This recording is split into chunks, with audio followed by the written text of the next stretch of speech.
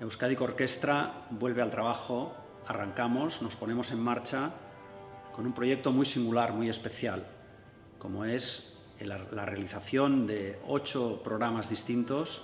para la televisión vasca. Con ello volvemos a estar presentes justo en el área en el que nos producimos, es decir, en el área de Euskal Herria, para que todo nuestro público que se ha quedado sin nuestros 5 programas de abono que constituían el final de la temporada 19-20 puedan disfrutar de la orquesta con proyectos muy singulares. Esto lo hacemos porque tenemos un compromiso importante con la sociedad y porque creemos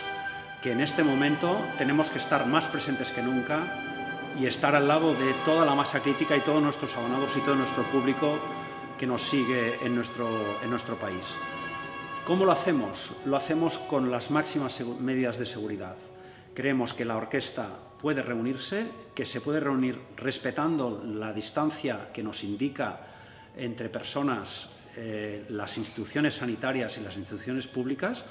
y además siendo muy meticuloso en las medidas de circulación en nuestra sede y en el número de personas que podemos atender en el escenario y en la circulación en el personal técnico administrativo. Es por ello que estamos convencidos de que estamos haciendo las cosas bien y estamos convencidos de que estamos, como tantas y tantas personas en el ámbito privado y público, estando al lado de las personas que en este momento requieren también la presencia de su orquesta.